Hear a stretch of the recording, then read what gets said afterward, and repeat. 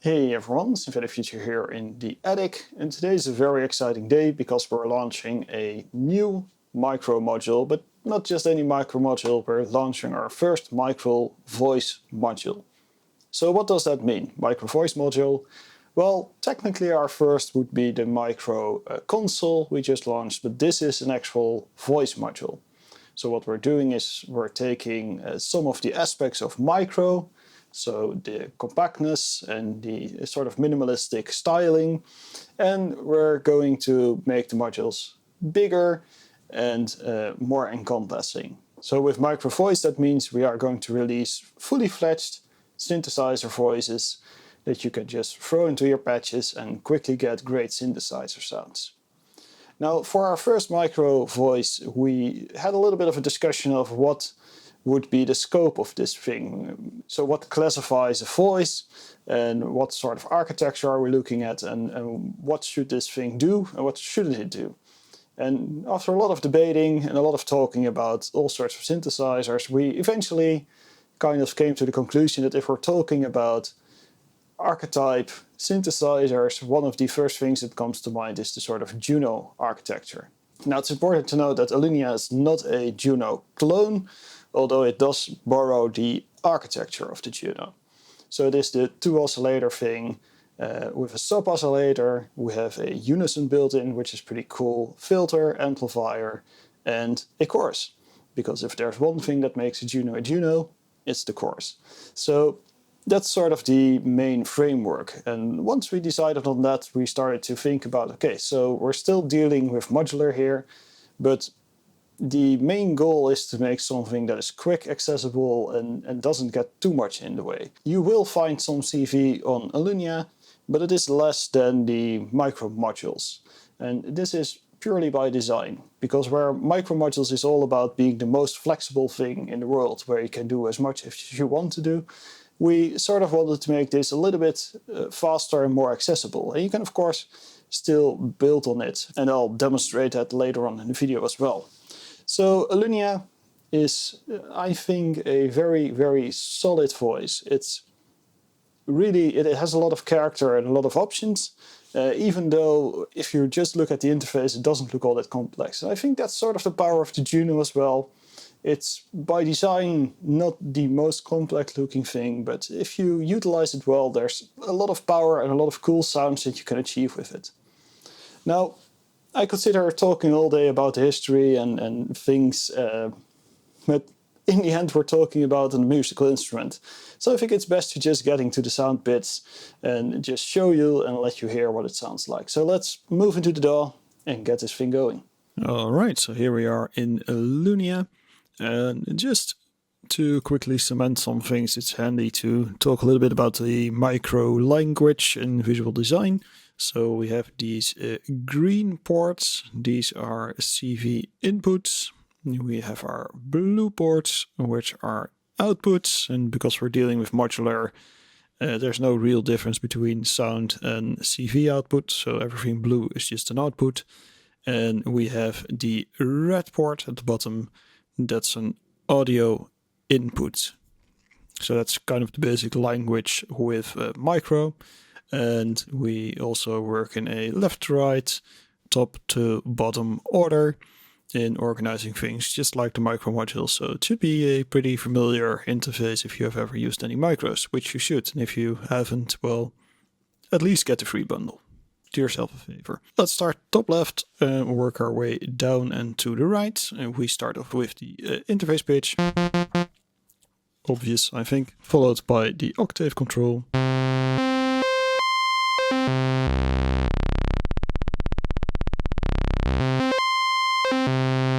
5-octave range there. Underneath we get a legato setting.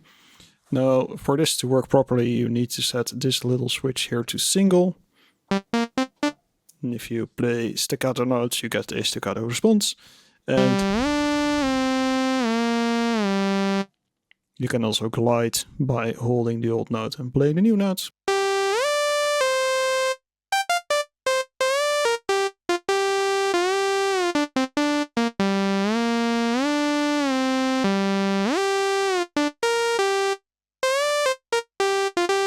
which This is always a very fun effect, and we have some pretty insane legato times.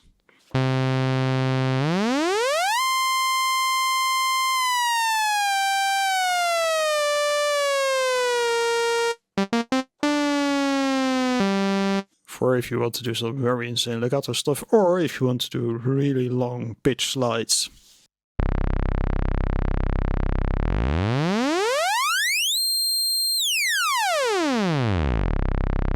There's some potential for shenanigans there. Let's just put it back at 0 and move down. We have an LFO for the pitch modulation.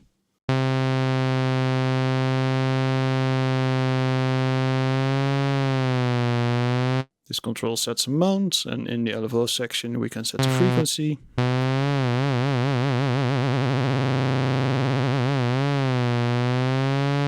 Underneath we get the gate input, and we get VCO sync and LFO sync. So if we LFO sync and we have the pitch LFO going, it will always reset the LFO. And without it's a free running LFO. We have a velocity input as well.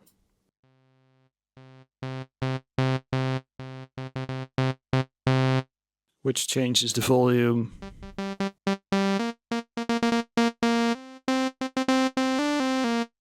Depending on your velocity. And then we get into the drift control to add some kind of analogish vibe, drift.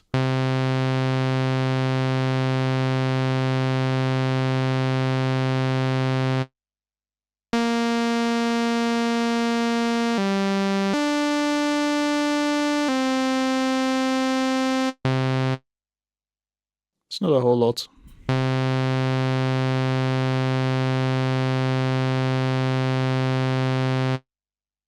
But it does drift a bit. Usually I just leave it on at a lower setting just to add a little bit of interest to any sound you make. We have unison for this voice. 1, 2 or 3 voices with a detune knob. That is, detune goes from 0 cents all the way to 100 cents. So let's just go through that.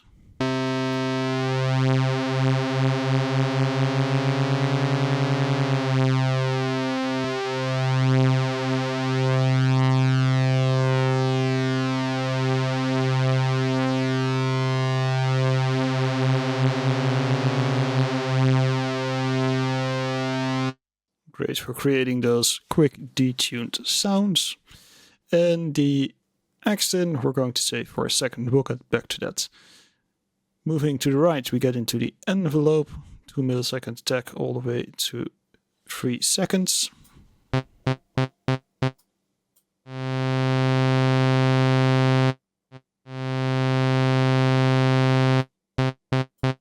Decay and sustain.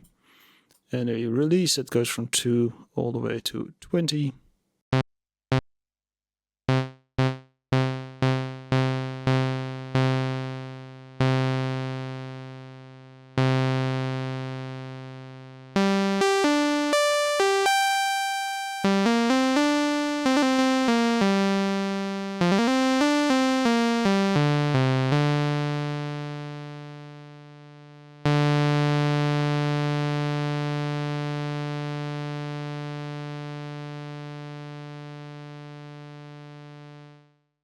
With the max setting being pretty wild. For now, let's just leave a little bit of release. The envelope has an output, so if you want to use this envelope at a different place in your synth, you can, as there is an output. We have the LFO, single LFO, with an onset control to create a kind of a slope in, so if we apply it to the pitch modulation for a second.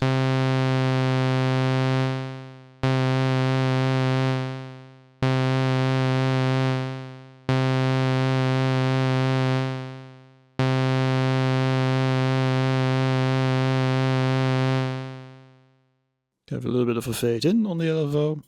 Frequency all the way from 0.1 to 32.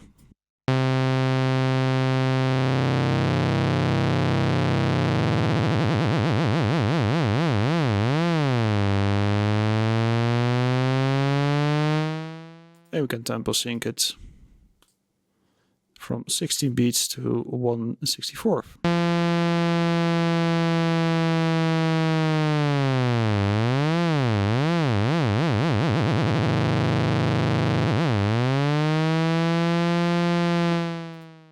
Underneath the frequency, we get a frequency CV in.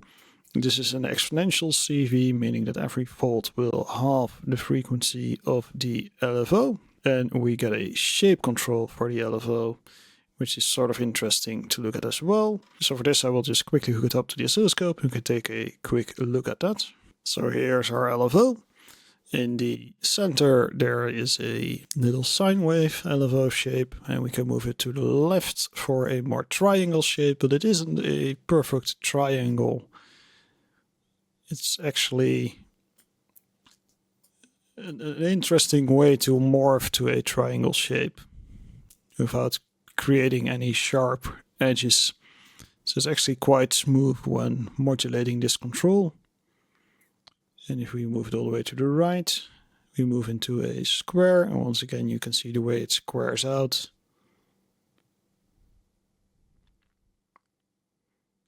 It's very neat. If we quickly play this.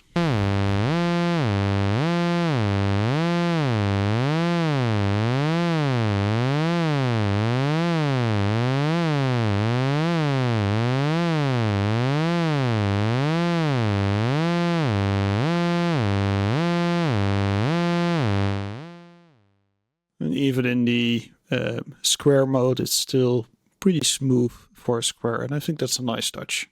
So now we get to the meat and potatoes of this entire thing. That's the VCOs. So we have a triangle,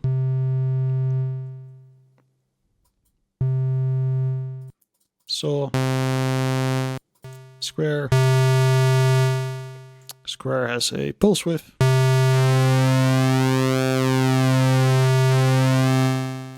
which can be coupled to the envelope.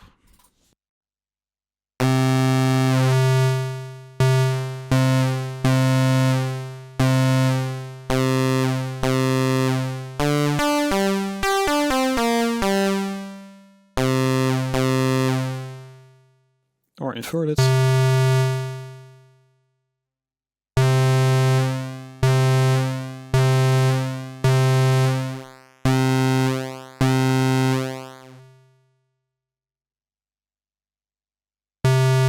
Or to the LFO.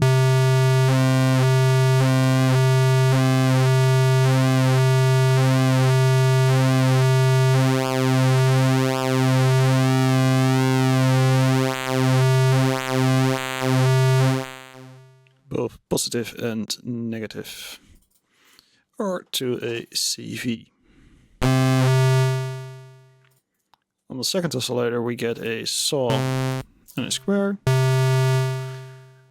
Same square, pulse width, envelope, a pulse width LFO, with the little twist being that there's a voice detune, so we can actually detune this voice. I'm going to turn on the VCO sync.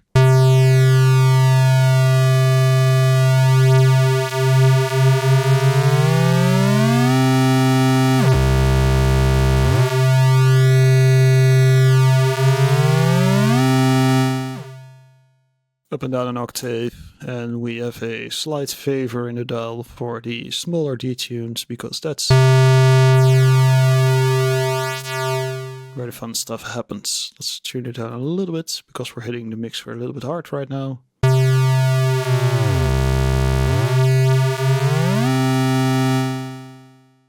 Aside from this detune, we also get a cross mod.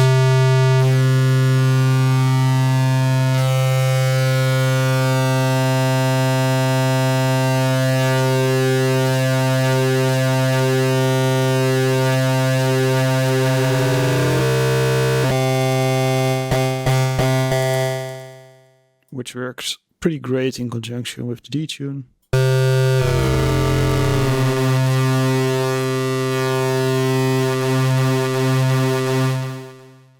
Creates these cool sputtery sounds. And we have a sub oscillator as well.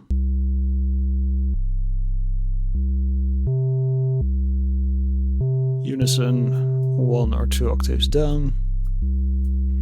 with a shape control from sine to squarish.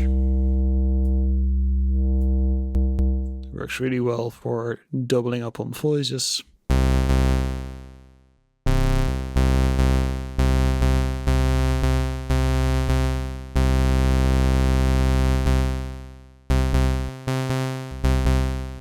Now it's good to note that every VCO and the sub has a separate output, so you can actually output these VCOs before the mixer and process them.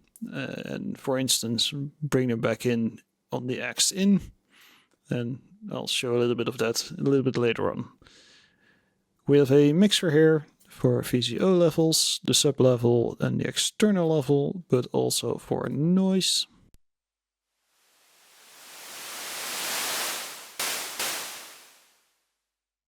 Useful if you want to make hi-hats or just add a little bit of noise to your signal. And the noise is actually quite helpful for demonstrating the filter.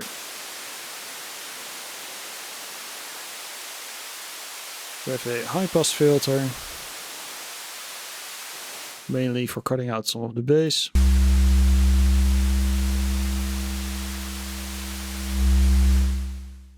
And we have a frequency for the filter.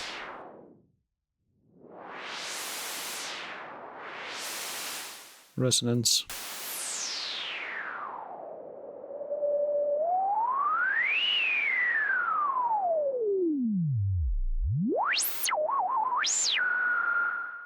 You can key track it.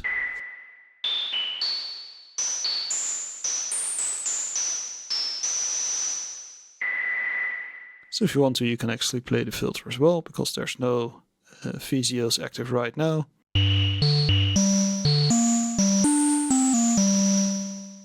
Frequency envelope following and LFO is available as well.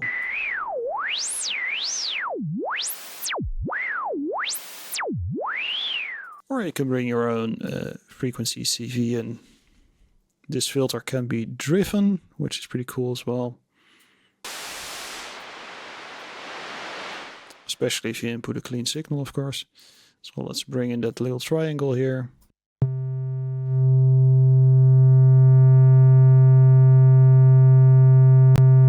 You can nicely clip it.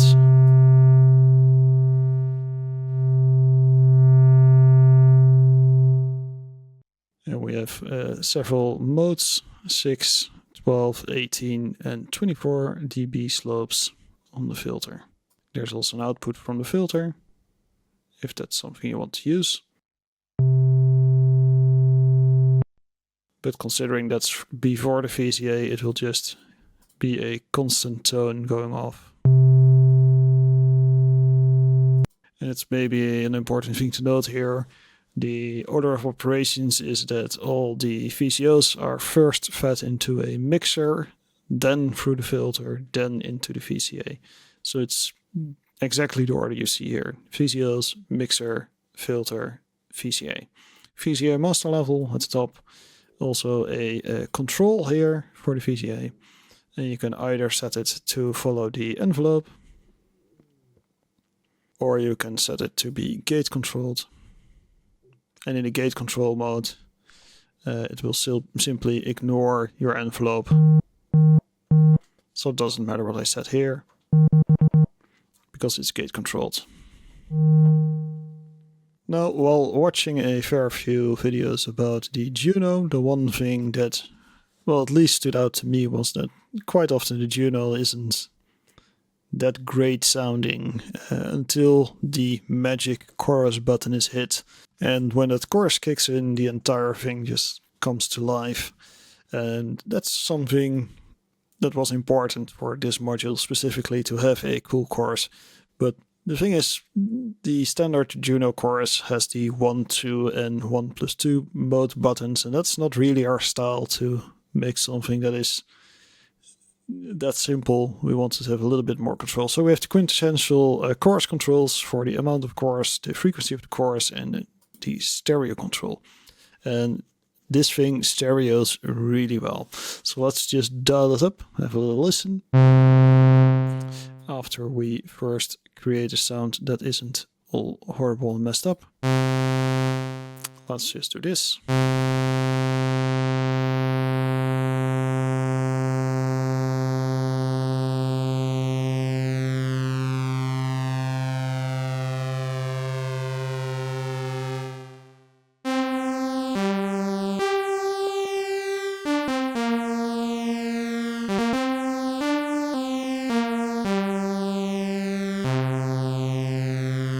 Slow down a little bit.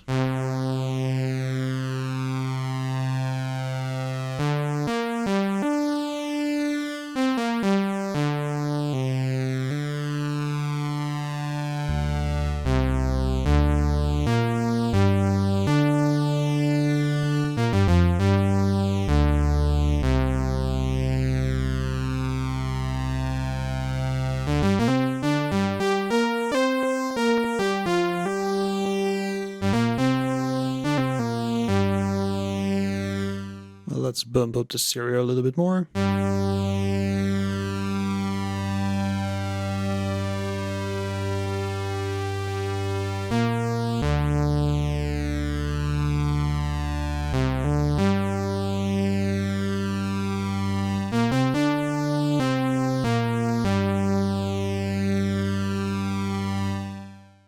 It really is a very pleasant chorus.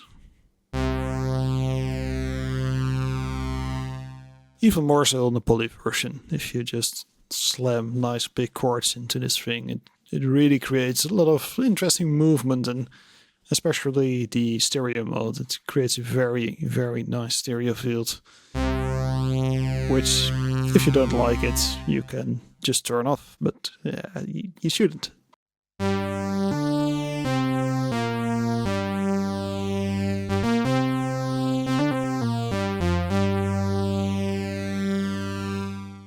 Now, if by any chance you don't have enough high or low, we have a little EQ control here for a high boost and a low boost. Now, of course, with the stop oscillator going, we already have a fair bit of low.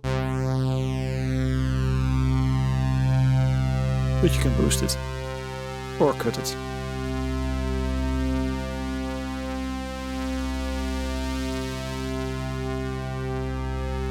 To taste.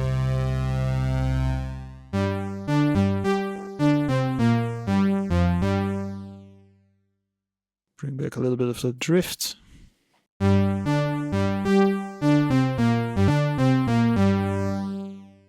maybe some detune. Need a little bit more detune considering we already use a chorus.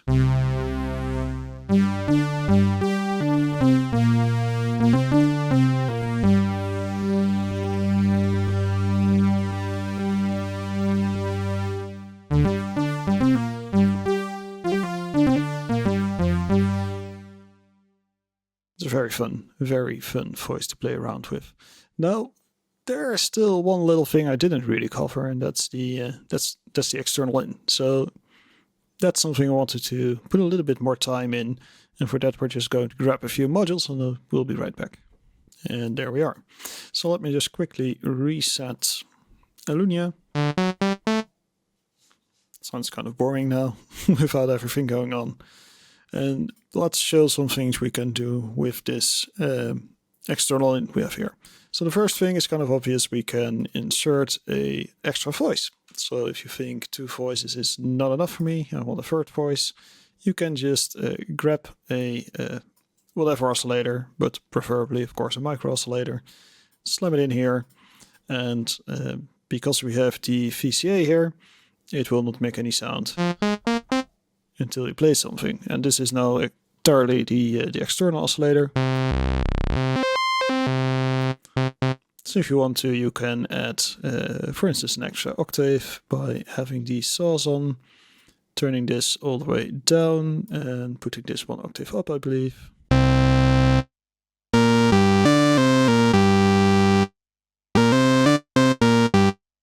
Or you can do some extra detuney stuff.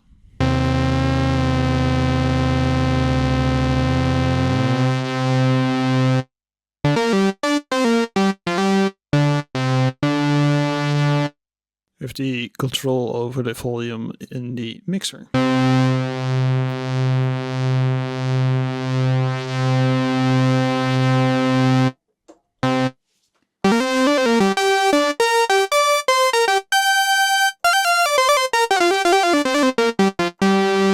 If you were to bring in a mixer before this, you can just add basically infinite voices with a submix into Alunia.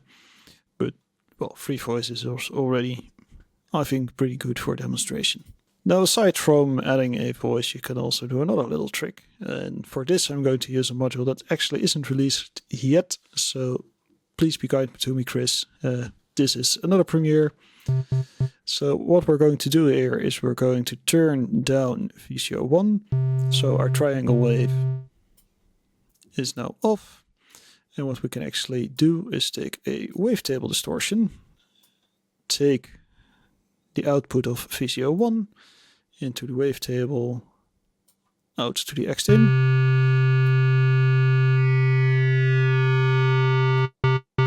And now we have a wavetable distortion before the mixer, so you can still filter that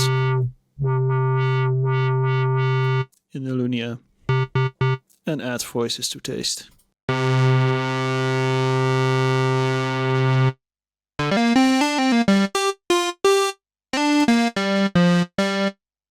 If we want to, we can also bring in that original triangle.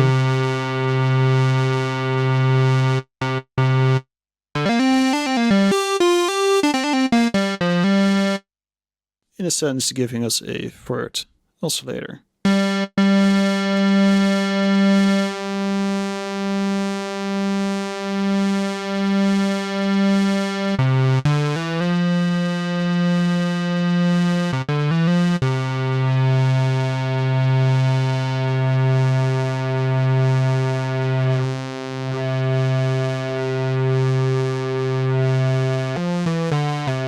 Of course, this can be done with any effects, so for instance a delay is feasible as well. Take it in. Turn off VCO 2 for a second.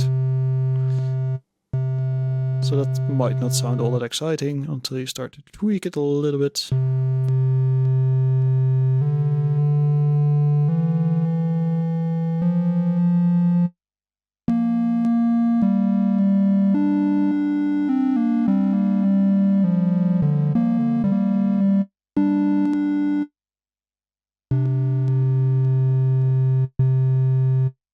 Now, using a delay is a little bit weird, but it creates some pretty interesting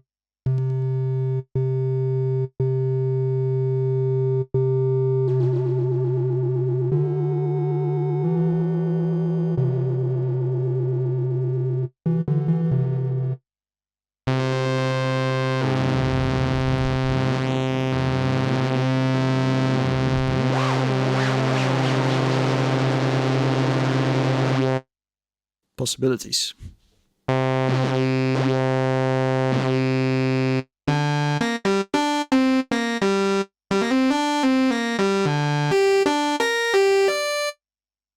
of course, if you want to, you can also input any other source into this, like for instance a voice. Now for this, we also need a little bit of, the only problem here being that my voice is quite quiet, which is a little bit troubling, but I can of course drive it, which works, and I can filter it as well.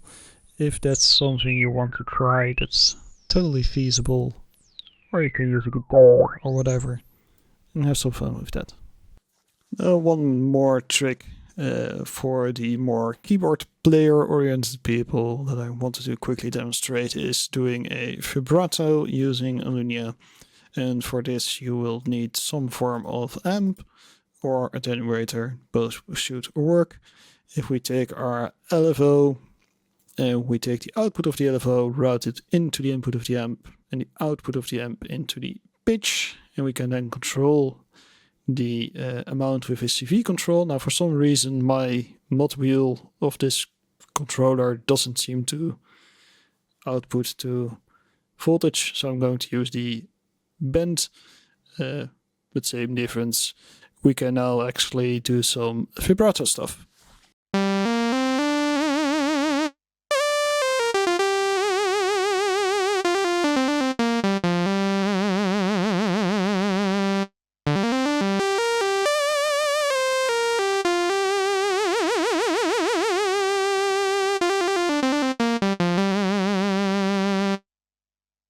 which is pretty fun. So I nearly forgot the just one more thing, and that's actually a pretty cool thing. So let's say you make a Alunia patch and you decide that you secretly wanted that patch to be polyphonic. Now you could go and grab a poly and start to manipulate every control to be exactly the way the controls are on the mono version. But there's actually a little built-in trick here. If you right-click the logo area of Alunia, so the SF logo, you can actually copy settings and paste them. And this works between mono and poly versions. So if you have a mono patch, you want to make it poly, you can just drag in a Alunia poly and just paste the settings over. Now, the important thing, of course, here is that you can't copy and paste cables, for instance. So like here, where we have the output going into the input, that's something that won't copy over, obviously. So you will need to have to connect that yourself. But aside from that, it's a pretty gnarly sound. But we now have this same sound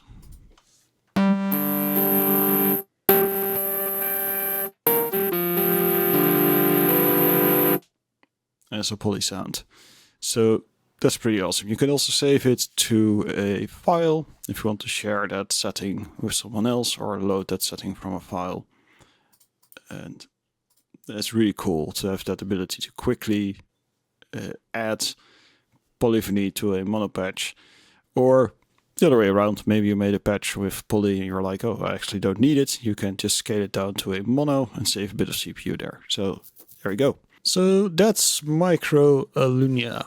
And I'm going to play you out with some little sound bites of this thing, because I think that speaks most for this module. We really try to create something that is very versatile but easy to approach. So it should be the sort of synthesizer voice where with not that much effort you will land on a lot of very cool combinations and variations on combinations for a lot of different sounds, going all the way from pads to basses to leads. Really anything is in this module, while still being pretty compact and hopefully not too overwhelming. It's lighter on CV than the usual micro modules, but again, that's by design. This is a synthesizer voice, and that is what it does really well. And with all the separate outputs and inputs, there's still a lot of interesting things you can do with processing of voices, and you can, like demonstrated, feed the voices through effects back into Alunia, which is a very powerful feature. So that is it for the talky bit of this video. I'm just going to leave you with some sounds, and if there are any questions, drop them down below. And for now, I'm going to say have a great day.